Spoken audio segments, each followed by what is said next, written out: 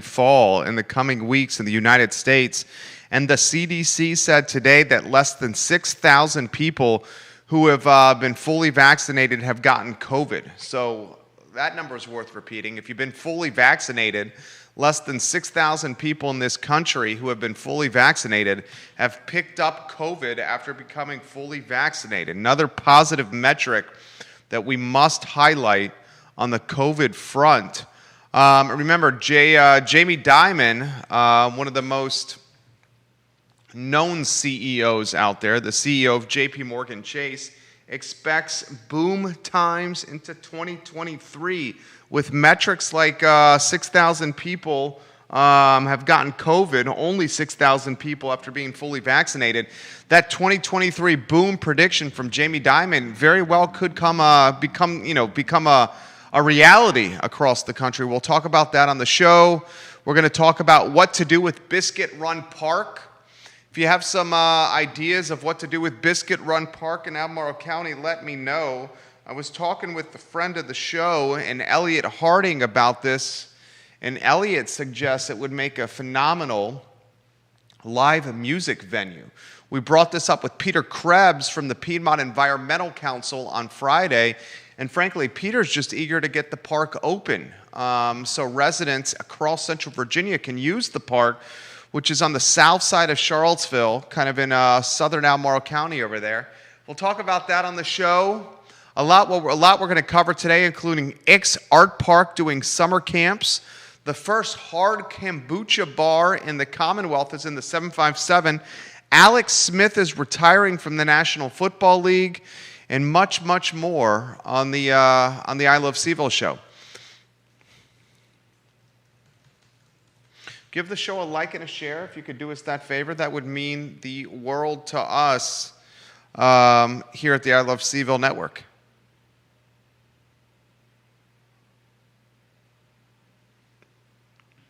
A lot we could do with Biscuit Run Park, J-Dubs. A lot we can do indeed with that park. All right.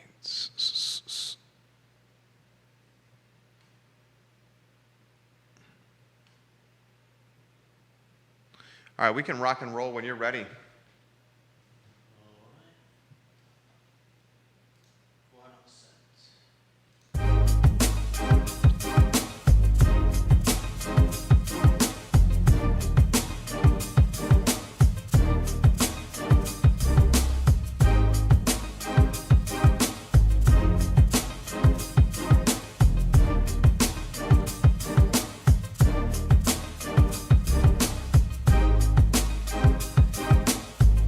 Good Monday afternoon, guys. It's Jerry Miller. Welcome to the I Love CVille show. Thank you for joining us on a glorious day to be alive. It's Monday, April 19th, here on the I Love CVille network. We're live in Charlottesville and, of course, across Albemarle County, Central Virginia, the Commonwealth, the country, and the world on the I Love CVille network. It's good to be with you on a Monday. I want to talk about Biscuit Run Park and what we should do with this massive piece of property. That is right outside Charlottesville city limits, and in that, that urban ring we call that area right outside city limits and right into Albemarle County.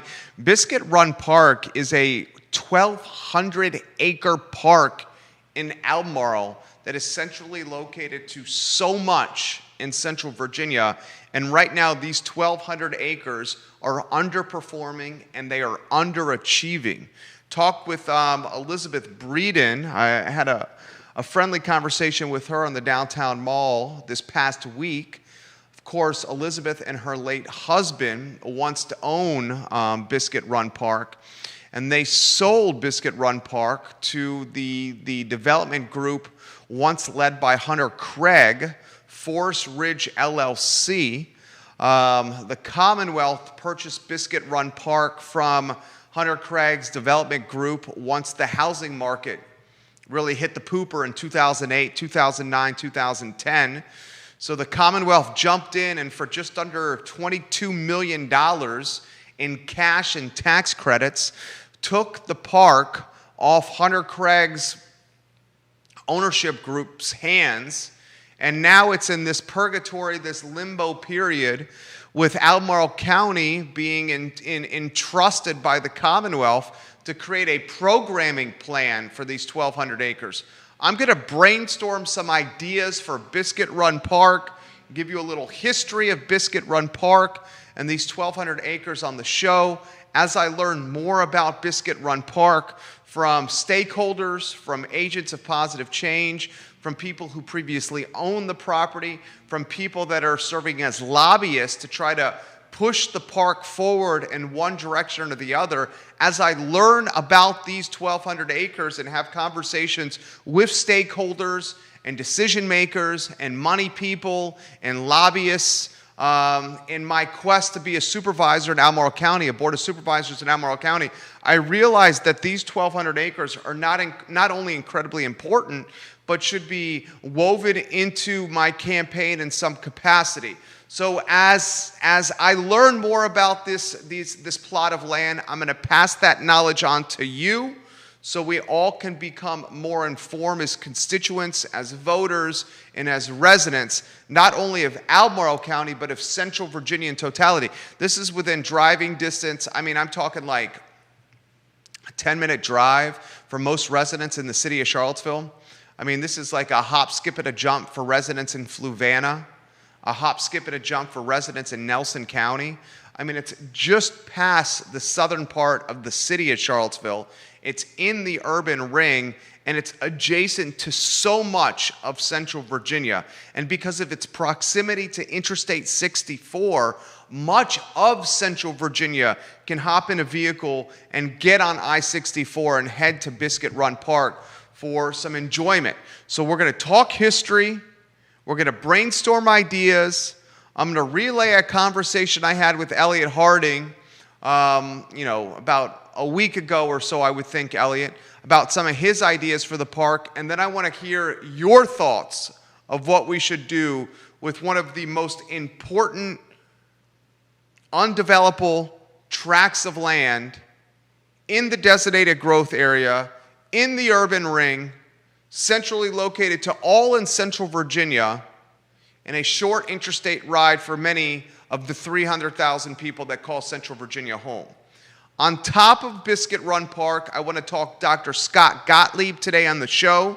He has two predictions, one of them being that COVID cases are going to fall dramatically as the vaccine becomes more ubiquitous, available, approachable, and as the warmer months become more of a reality. The CDC said that 6,000 people, only 6,000 people who have been fully vaccinated have gotten COVID. So if you get fully vaccinated, your odds of getting COVID are slim to none. The CDC is saying that today. I want to talk fundraising totals for the candidates in the Charlottesville City Council race. Juan Diego Wade has a sizable lead over number 2, Brian Pinkston.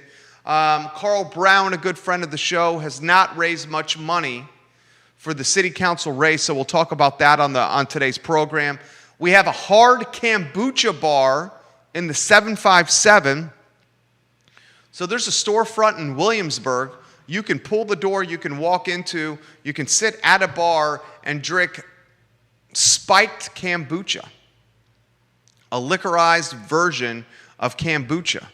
Only a matter of time till we see spiked or hard kombucha to pop up here in Charlottesville or in Central Virginia. Charlottesville and Central Virginia are epicenters for kombucha, so we'll let you know about a trend that we see happening in the 757 and whether or not that trend will manifest or materialize here in the city, Albemarle County, or in Central Virginia. Alex Smith is retiring. This is the comeback player of the year, quarterback of the Washington football team, who very much helped Ron Rivera's club to the postseason this past year. Alex Smith is now officially announcing his retirement, and we'll give you some updates for my campaign for Albemarle County Board of Supervisors today on the show. First, the macro headline has got to be Scott Gottlieb. Dr. Scott Gottlieb has said he expects COVID cases in the United States to fall quite dramatically. Gottlieb was the former FDA chief and he cited warmer weather in the country and a progress of COVID vaccinations for his reasons for this dramatic fall in COVID cases over the next month or two. He said we'll still have some hot spots across the country. We can expect COVID hotspots or outbreak areas, but for the most part, the former FDA chief, a man who I follow closer than even Anthony Fauci, okay, Gottlieb is featured every single day on CNBC.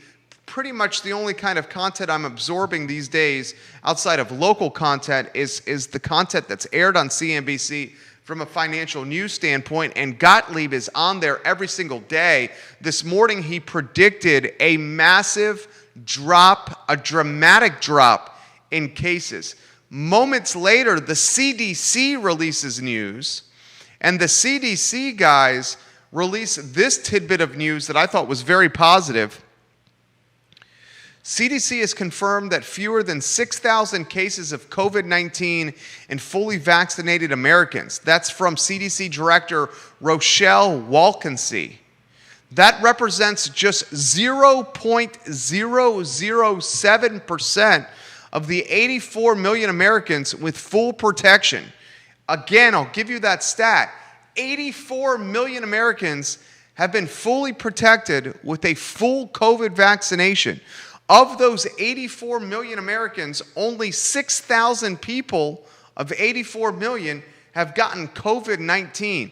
Folks, if that is not a reason for all of us to get this needle in our arm and get this vaccine, I don't know what is. You cannot argue with metrics and stats and math and science. 84 Americans, 84 million, have been fully vaccinated. Of those 84 million who've become fully vaccinated, less than 6,000 of those 84 million have gotten COVID-19. So those are two very positive metrics. First, from Scott Gottlieb, who says he expects cases and hospitalizations to drop dramatically, and then less than an hour later, the CDC releases that less than 6,000 Americans who've been fully vaccinated, of the 84 million in totality, less than 6K have gotten COVID. Two positive macro metrics for us to consider. I relay the macro metrics because it's trends we got to follow. Another trend we got to follow is this hard kombucha bar in the 757. We'll talk fundraising trends as well on the I Love Seville show. Two positive stats that I think that we need to consider. Remember, J.P. Diamond said 2 weeks ago, Jamie Dimon, the CEO of J.P. Morgan Chase, Jamie Dimon, he said he expects it to be a boom into 2023. Here's one of the most influential and powerful CEOs of the world, certainly one of the best, one of the most well-known, and he says this recovery boom will go into 2023. Scott Gottlieb, Dr. Gottlieb, says cases will drop dramatically in the next month or two, and the CDC is basically saying if you're fully vaccinated, you got serious protection against getting COVID-19, boys and girls.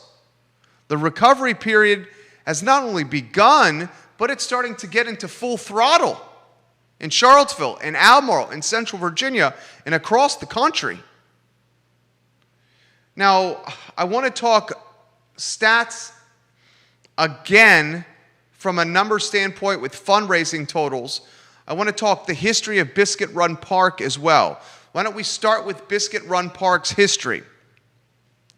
This park is in the urban ring in a designated growth area, barely over the city of Charlottesville line, okay? Just past Wegmans. Just past Wegmans. 1,200 acres. The Commonwealth of Virginia purchased the park in 2009 from a development group led by Hunter Craig, a development group that had money from a number of influencers, including members of the Dave Matthews Band. The land was bought for $21.48 million in cash and tax credits in January 2010. Because of a lack of state funding, the park has not been able to open. And right now, Albemarle County, the municipality itself, has been entrusted by the Commonwealth to program the park. We are now months, if not a short year away, from seeing action at these 1,200 acres that are in the urban ring.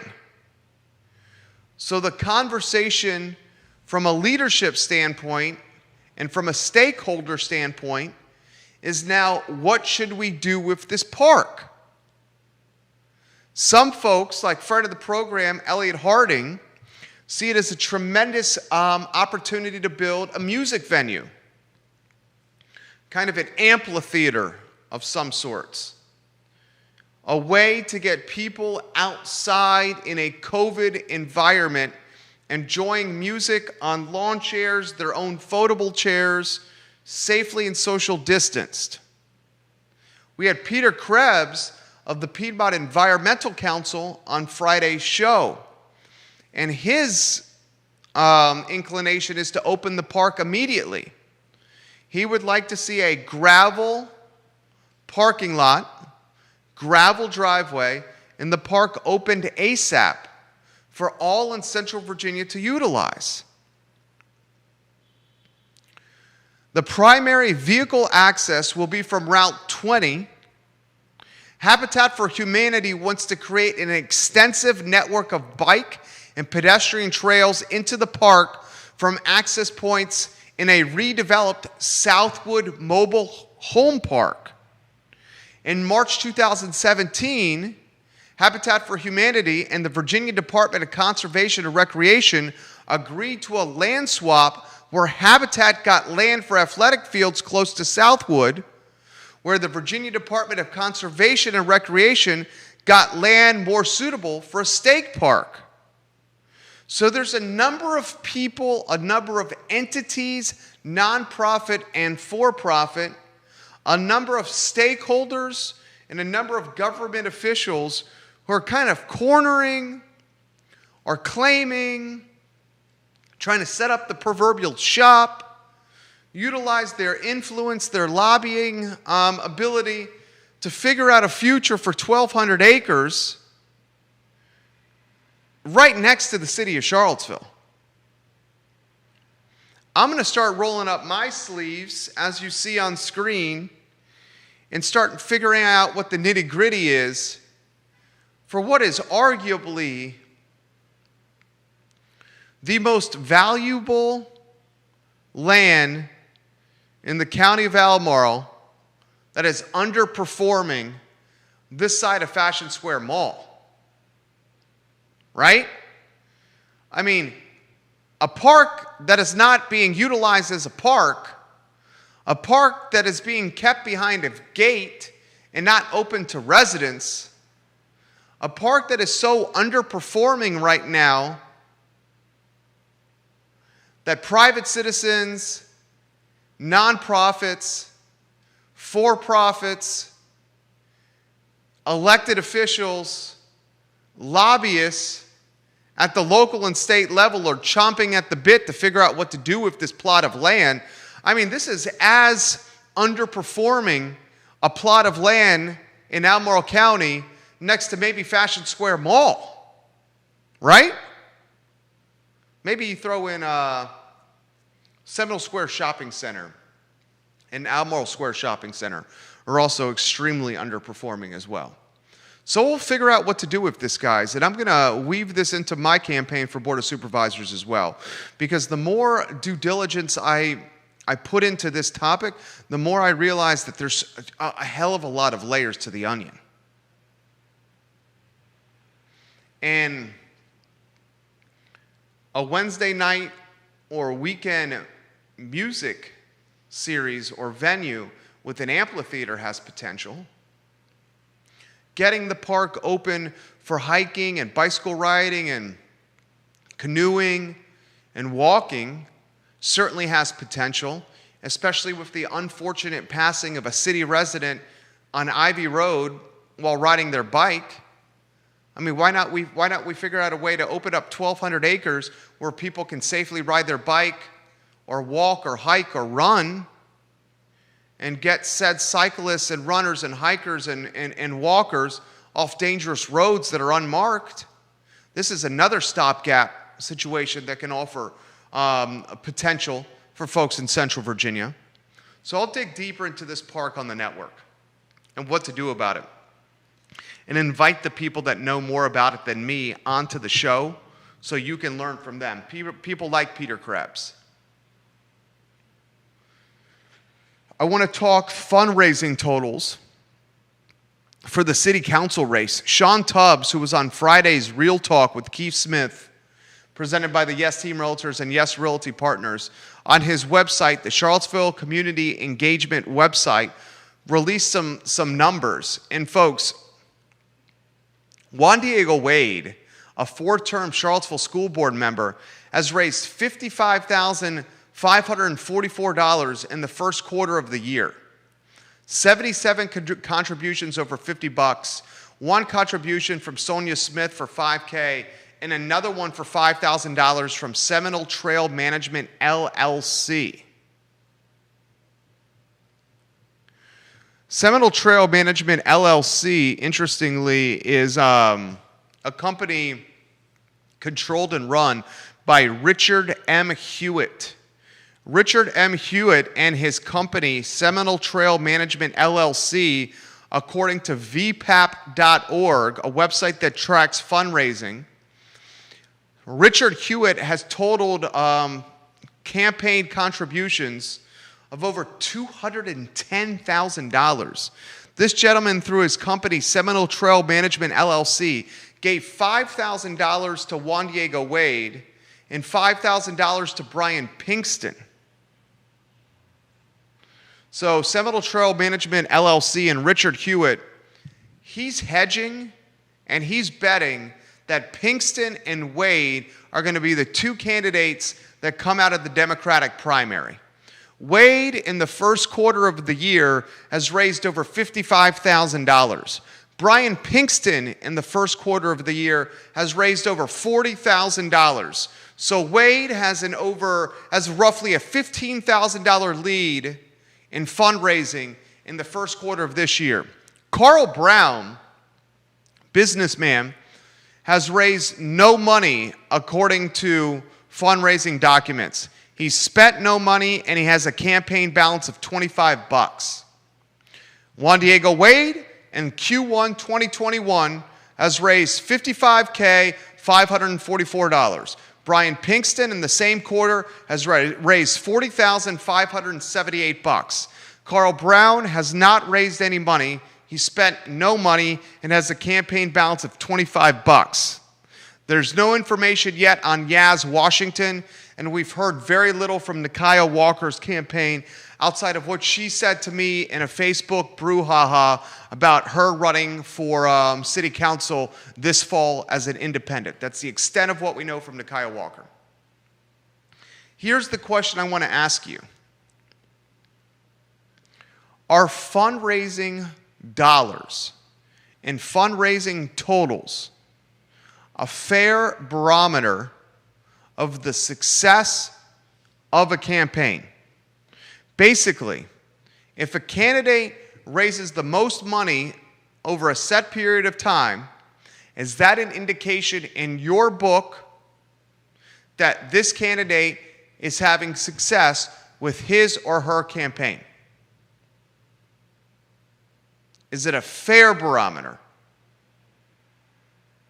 Is it a barometer we should use to justify candidacy success, or a barometer that we should utilize to determine a candidate's hard work, sweat equity, or the shoe leather he or she is burning on the street, knocking on doors.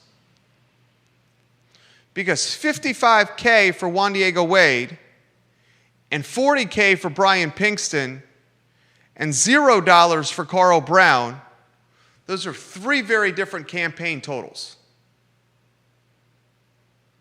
And let's put it into perspective. Think about how much fundraising you need to win a race or to run a race, or from a perception is reality standpoint.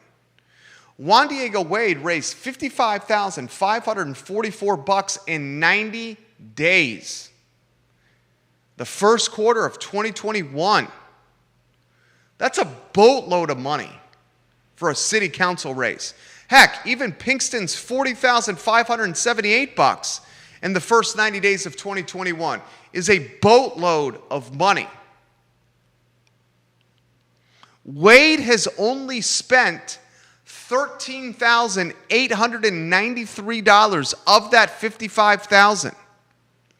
That means he has a balance of roughly $41K, guys. This gentleman, if he thinks he's a clear-cut Democratic primary winner, and I think Juan Diego Wade is a clear-cut Democratic primary winner, he's going to have a hell of a lot of money left in his campaign committee account. And as I'm learning about stuff that I can do for my campaign for Board of Supervisors, from a fundraising standpoint, I know that Juan Diego Wade can take that balance of money. He could squirrel it away for future campaigns he plans to run.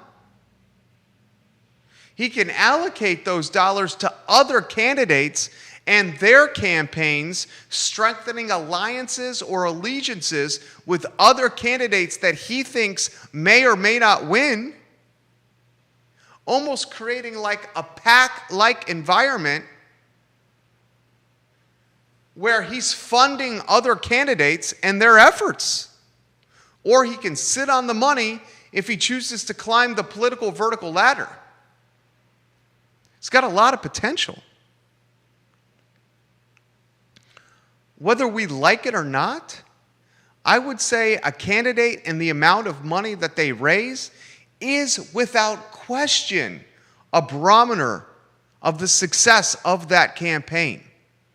It's in a lot of ways the SOL for students in public schools, the SAT or the ACT for a junior or senior in high school looking to go to college, or the LSAT or the MCATs for a college student looking to get into medical school or to law school.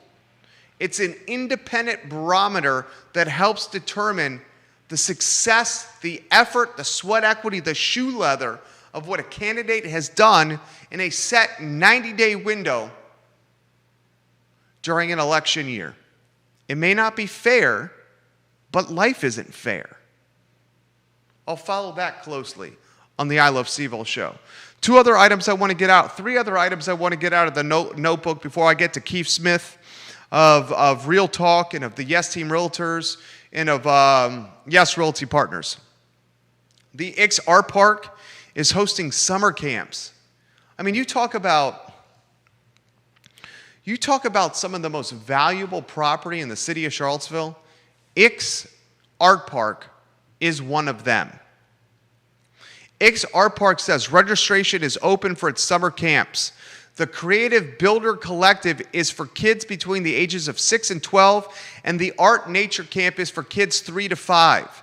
The Creative Builder Collective is a series of one-week daytime art camps with workshops with art-making opportunities, tutorials, and a chance to work with professional materials and tools. Each participant will get personal and separate supplies, materials, and workspace. Tuition is $400 per week. Classes will take place Monday through Friday from 8:45 a.m. to 5:15 p.m. This is not a cheap summer camp. It's going to be a dynamic summer camp. It's going to be a creative summer camp. It's going to be a summer camp your kids are going to get a lot from, but it ain't going to be cheap. I respect the innovative mindset behind Susan Krischel, Ludwig Kutner, and the team behind Ix Art Park. Every single week, it seems like, whether it's this sensory experience, whether it's this looking glass experience, whether it's summer camp for kids starting at age of 3, whether it's a music festival series, whether it's this Saturday farmers market, these people are innovating left and right with this Ix property. Left and right. But I can assure you that's not the best use of that piece of property. The best use from a developer or landlord is apartments and condos on that bad boy. And there'd be a waiting list from here till to Q1 2022 for those apartments and condos because they're walkable and close to everything. 2 other items out of the notebook. There's a hard kombucha bar in the 757. It's called Joker Brewing. And Joker Brewing has a rainbow list of hard kombucha options in a Williamsburg storefront. You can get different flavored kombucha spiked, and you can drink them while sitting at a bar. Spiked or hard kombucha, mark it down, will be all the rage in Central Virginia. You mark that down. Kombucha is already super popular in Central Virginia. What you don't see is spiked or hard kombucha. Williamsburg and an innovator and an entrepreneur in Williamsburg has figured out how to do that. That'll come to Charlottesville. And the last item out of the notebook, Alex Smith has announced his retirement. This guy, 36 years old, the NFL Comeback Player of the Year. He helped the Washington football team to the NFC East title in a spot in the postseason. He underwent 17 surgeries to fight it in an infection in his leg. He almost had his leg amputated, but he still figured out a way to come back and play football for Ron Rivera. He unfortunately, or fortunately, depending on how you look at it, has decided to hang the helmet and has announced his retirement from football. I salute you, Alex Smith, an absolute warrior and comeback player of the year. Reaching out to Keith Smith, Judah Wickower, our director. Skyping him now. Dude, Biscuit Run Park and 1,200 acres. I mean, come on. That is primo. All right, we got Keith Smith on the line. Keith, how are you? To give you a bit of shout out, as you know, I've been involved at the Biscuit Run as part of the Planning District Commission, and I have to give you this. The last 10-minute conversation you did, you've got more information out to the public about what's happening there than I've been involved with for a couple of years. So I just wanted to give you a kudos and say thank you for doing that and getting that information out there. Thank you for saying that. The former owner of the park, Elizabeth Breeden, I've invited her to the show. We've got a meeting as well scheduled with Mrs. Breeden for later in the month to get her ideas for Biscuit Run Park. I was conversating with the Esquire Elliot Harding, who's actively involved in regional politics and local politics, and he suggested a music venue, among other things, for Biscuit Run Park. What do you think, Keith Smith, should be done with Biscuit Run? Well, I think that there is a plan set out for that, and what it should be done and what it shouldn't be done is, I think, is already in the works. As you know, in the capital improvement plan, they have set up for this year to just do a plan on the parking. So, look, I don't think you're going to see a lot happen over there until 2022, maybe even later than that into the 2023 portion of it. But and then you know this, as you dig into it, you'll see there's been a kind of a convoluted history in this, as you very clearly outlined in it. But, you know, 100%, this is a great asset. I go back to the project or the park in Fluvanna County, my home county, called Pleasant Grove. They've done such a great job in that, and I actually was there on Sunday afternoon, and I see more people from outside the area using the trails and the parks and stuff like that. So this is going to be a long-term great asset for the county and the region. It's just going to take a while to get there, I think. Guys, we have 1,200 acres sitting on ice right now. Yeah. And we have 1,200 acres that literally is doing nothing from a tax revenue standpoint. It's doing nothing from a quality of life standpoint. It's doing nothing from an exercise standpoint or for allowing folks to utilize standpoint. And it's been doing nothing for 12 years. Yeah. And it's in the urban ring, in the designated growth area, and right off of Interstate 64. It's from a perspective of win, win, win, win. You can't, as a recovering developer, I mean, my God, it's got everything that you possibly want on it.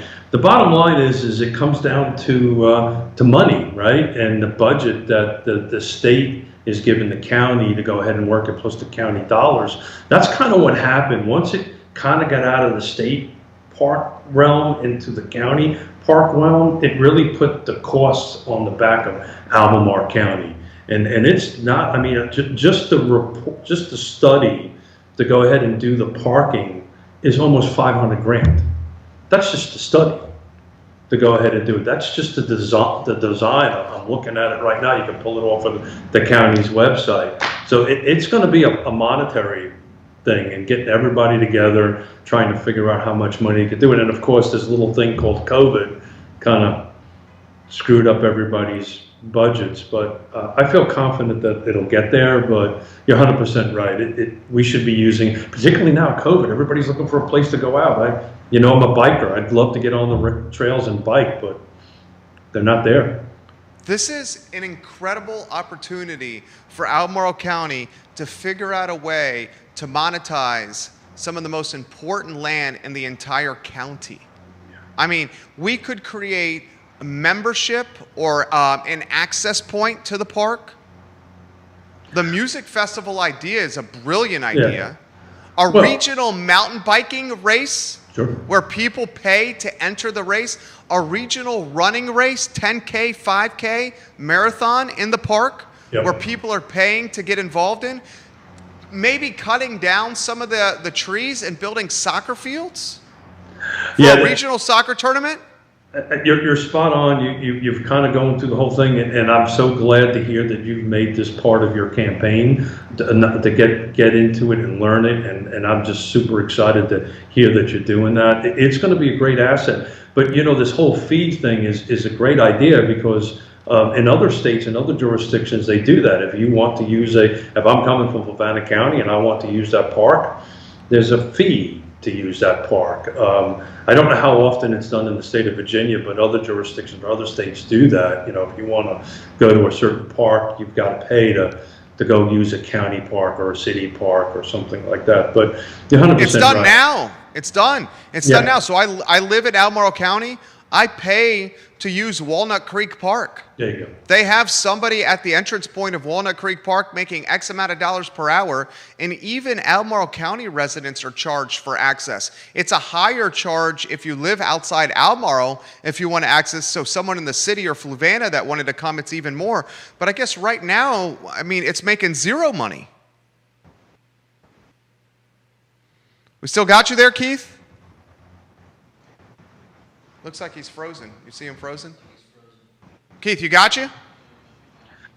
I'm good. I apologize. I'm on tape. Not sure what's happening here. Can you catch me now? I got you now. I got you. You're live now, my friend.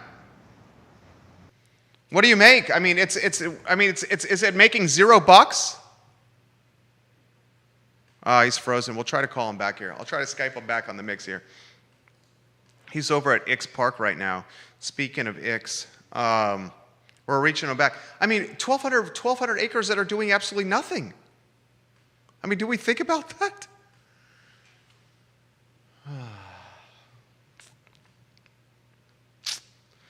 I mean, I don't know, J-Dubs. I mean, I don't know. I don't know what you would do. I know you would put it to work somehow, wouldn't you? I mean, the music venue concept would be, you could do a joint venture with, say, Red Light, and have Red Light book the guests. There we go. We got him back on. Keith, we got you back. I apologize, everybody. No problem. No problem. All right, more to cover with you. We covered the park. I'm going to see if we can get Miss Breeded on the show to see what her vision is, what her husband or late husband's vision for the park was. Keith Smith, how about some stats and some numbers? Interesting. I just ran some quick numbers this morning. I think it's a positive trend. I'm just looking from what went on the market from Friday to today. So we went 50, and this is in that footprint that we talk about all the time around Charlottesville, to include Augusta and Waynesboro, because we have to include them. 54 homes or attached products went on the market. 60 went pending, and that's a unique number. That hasn't happened in quite some time, where we're almost on par with the number of units or number of homes or number of living quarters that went active versus pending. Look, it's just a snapshot. We don't know if it's a trend. I can tell you, as you know, my wife and I put on a home just on the outer ring or in the growth area on Friday, and you guys helped us with it, which was so awesome. It's already went into pending. We had 40 people seeing it within 3 days, multiple offers, cash offers. It was just a ton of activity. But to see active and pending kind of getting closer, at least in that snapshot, is encouraging to me. It means that we could do that, but the inventory is just anemic, is the only word I can think of. This is an interesting comment that's just come in. This is about the park conversation we just had. This is from David Shutt. He said, Jerry, I've listened to the entire show when it's come to Biscuit Run Park. He says, can you think of other parks that have been monetized well? Ask your guest this as well. And maybe this is not something that's done just with Albemarle County. Maybe Albemarle County can form a partnership with somebody else that can monetize it better than they can. I'm curious of your thoughts. That's a good comment and a good question.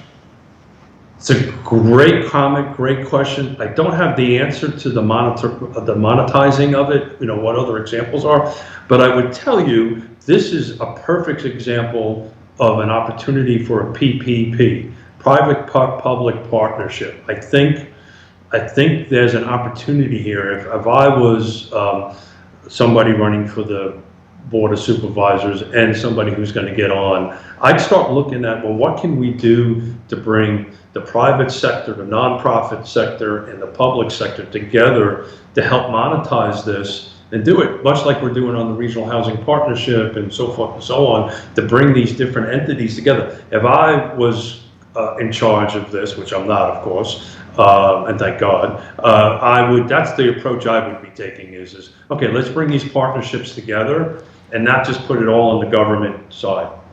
That would be my answer to that. This question. is how I would have the conversation, and I would turn to people like you who are well connected. I would envision something like this with the private-public partnership.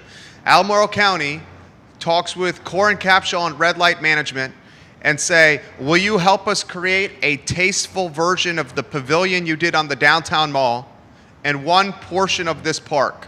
And you guys can book the guests, and you guys create the venue, and you could use your massive database of musicians and turn this into a new business model for you, and we'll just take a percentage of that revenue, Albemarle County. Incremental revenue. Sure. Then I could turn to like the people that are the running and racing club, the nonprofit, like the Mark Lorenzonis. I would say, Mark Lorenzoni, come up with a new 10K race that's once a quarter in this park. Ragged Mountain Running Shop, help us do that. So that whiteboard would be filled up with potential ideas, right? And then we would just connect the people that we know. Let's connect the people that we know and connect it. Well, and even the people we don't know. There may be national or regional players that might want to come in and go ahead and do that. And is there a path for? I mean, it's funny. Over the weekend, I'm looking to map out a 3-day bike trip with my daughter who's coming up from Seattle, and I'm trying to figure out where I can go and camp. Right? Well, here you go. Here's Biscuit Run. If there was a part of an interconnected large trail where I could make a stop there or something along this lines, to go ahead and do that. But to me, a public-private partnership is really the only path forward on it. It's just my humble opinion for what it's worth.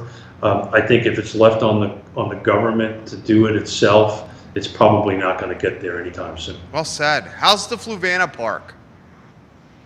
You know, it's I love it. It's great because there's nobody ever there. You know, we went for a 4-mile hike. There's 30 miles of hiking trails in there. I literally didn't see a soul. Yona and I went for I think it was a 5-mile hike on Sunday afternoon, and it just was nobody. It was just beautiful, right? It was just, I had 1,000 acres to myself, and it's just beautiful parks and horse trails and stuff like that. I think an interesting somebody to bring on the show on this Biscuit Run is somebody like Brian Rothermill. I'm trying to remember who's the Parks and Rec person for Fluvanna County, and ask them that. How did they do that? Because at the end of the day, it's the same thing. It's a 1,000-acre park. I remember when they bought it, they paid $1 million for it almost 20 years ago, which everybody's head spun. But they carved off a piece of it. That's where the new high school went. They carved off a piece of it. That's where the new library is. They carved off a piece of it. It's new where the county offices are going to be. The sheriff's office is there. Plus they have dog parks. The difference is running along the whole Rivanna River, and there's nothing but beautiful spots to stop and enjoy the river while you're hiking. But I have to tell you, my wife and I talk about it, blows our mind. There's like 30 people there, 40 people there. But we should bring those people in. Are most public parks losing endeavors financially for the municipality? Way above my pay grade, but that would be the question we would want to ask somebody like the Parks and Rec person from Fluvanna County or the economic development folks from. So tell us how that went. If I was an inspiring Albemarle County Board of Supervisor, that's who I would say, okay, tell me how it worked, tell me how you got there. There was VDOT money involved, and it was a long process, but it was 20 years to get to where it's at now, which is pretty awesome. They built a old farm implement barn, right? So like farming equipment from the 1800s. From Brooklyn, I don't know much about farming, but that's what I would do if I was you. I'd reach out to them or reach out to other jurisdictions that have, hey, what did you do with this? But that's the closest real world example to Biscuit Run, right? Except it was never up for development. That was never an issue. The county wrote a $1 million check to buy it some 20 years ago. Fluvanna's. Yep. I mean, that looks like a steal from Fluvanna's standpoint now. You think? $1 million for all that land 20 years ago? Oh, yeah. That was a hell of a deal. Oh yeah. It was a heck of it. Well, 20 years ago, $1 million was a big number. But they got a brand new high school location out of it, right? They ran water and sewer to it. You know, it was. You got a library. They have a library that's out of this world. Can you imagine the potential, Keith, and I'm just spitballing with you here. Can you imagine the potential if these parks, and we should really figure this out, and I will figure this out.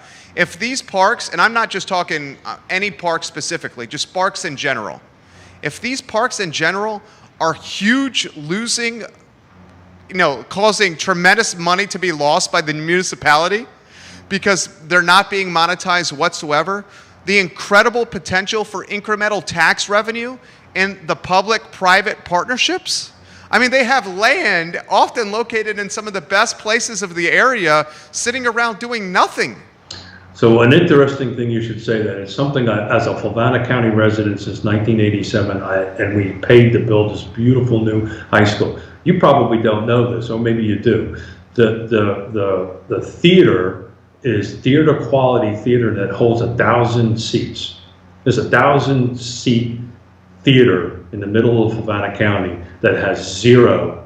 When was the last time you heard anything happening in there where somebody was sitting, 1,000 seats, a big and it's high tech and it's perfectly done, but they're not utilizing it. And I suspect there's reasons between the school board and the board of supervisors and liability and all these different things. But I'm just looking into Fluvanna County. There was an opportunity that I never understood why you're not using that.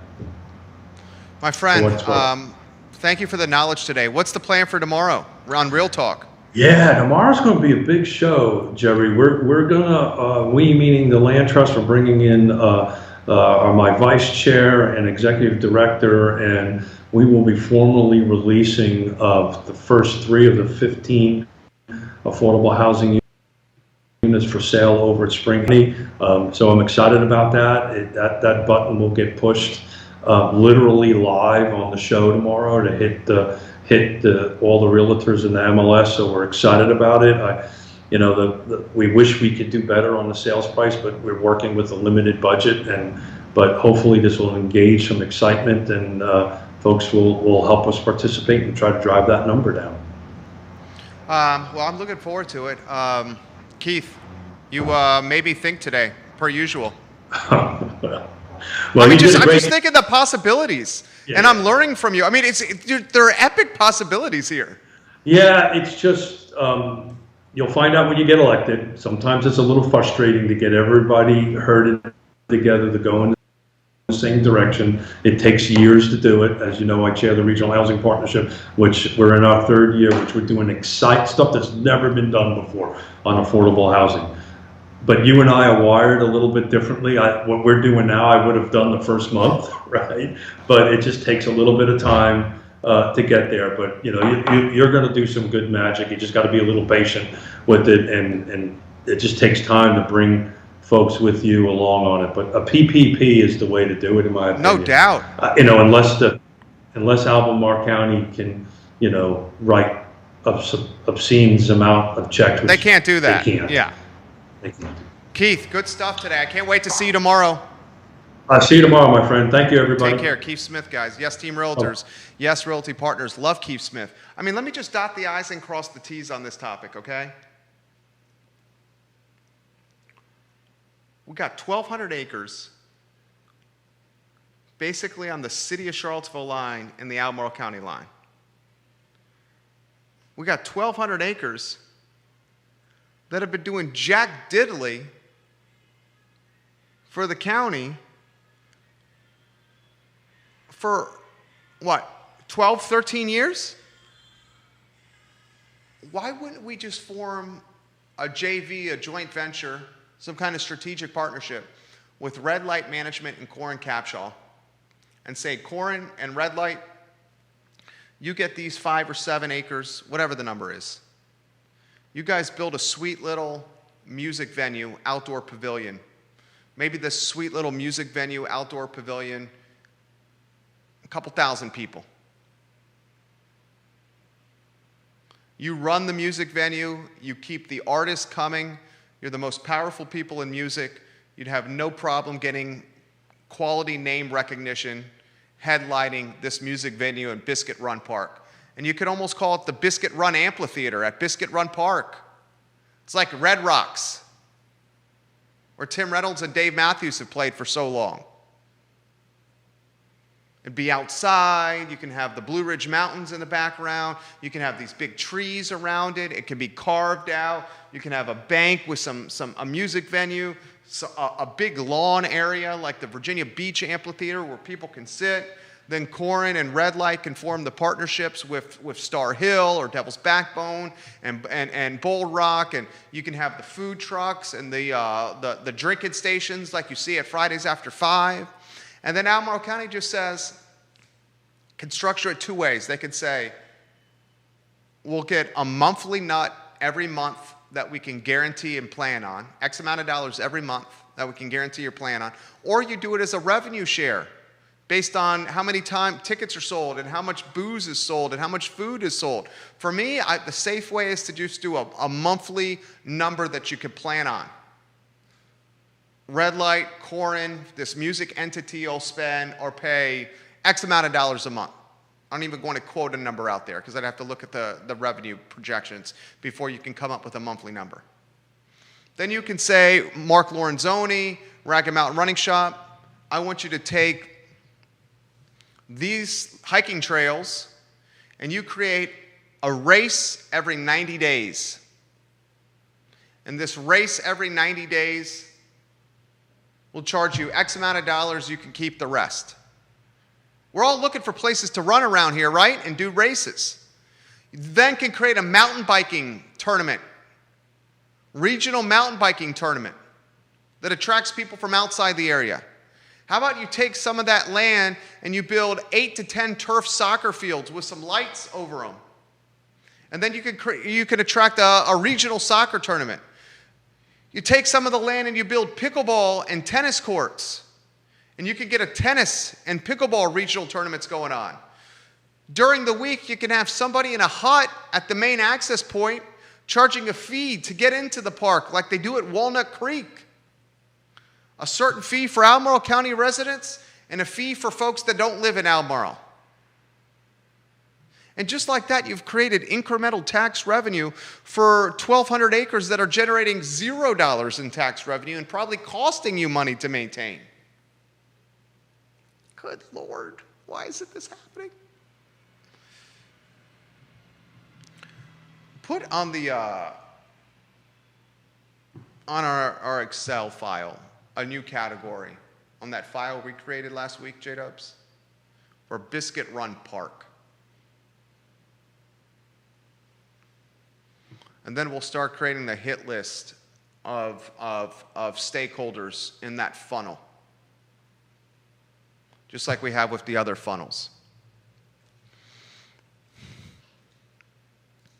I mean, I'm just going to go about this campaign from the eye of somebody that's a small and medium-sized business owner that's got a proven track record of getting stuff done and a large contact list of people in every space, and to figure out a way how we can join forces and have everyone work together for the betterment of Albemarle. I mean, it seems like no-brainer, good Lord. All right, that's the show. My name is Jerry Miller. It's the I Love Seville show. We're back tomorrow at 10:15 a.m. with Real Talk with Keith Smith. That show is just fantastic, Real Talk. And then 12:30 on the I Love Seville show. A lot's happening in Albemarle. You know that the guy who's taken over for Liz Palmer in the Samuel Miller district is running unopposed?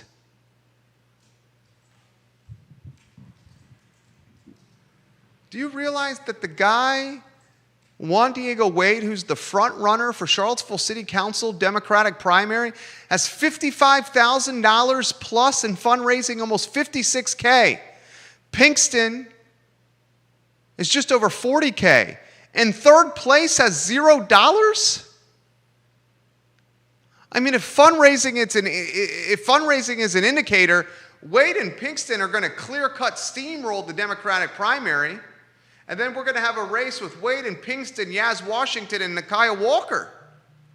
If you're Nakia Walker and you got a proven track record of reading the tea leaves, and I'll tell you what, Nakia Walker, she knows how to win, right? She knows how to win. She's going to assess who's going to come out of the Democratic primary. And if it's Juan Diego Wade and Brian Pinkston, as opposed to Juan Diego Wade and Carl Brown, she is undoubtedly much more likely to run if it's Juan Diego Wade and Brian Pinkston than if it was Juan Diego Wade and Carl Brown. If it's Juan Diego Wade and Carl Brown, she's less likely to want to run. Pinkston and Wade, she jumps into that pool and goes toe-to-toe and says, I just have to come in second. The disparity in fundraising dollars in the city council candidate race is shocking. Talk about it more as the week progresses. My name is Jerry Miller. Thank you for joining us on a Monday. Take care.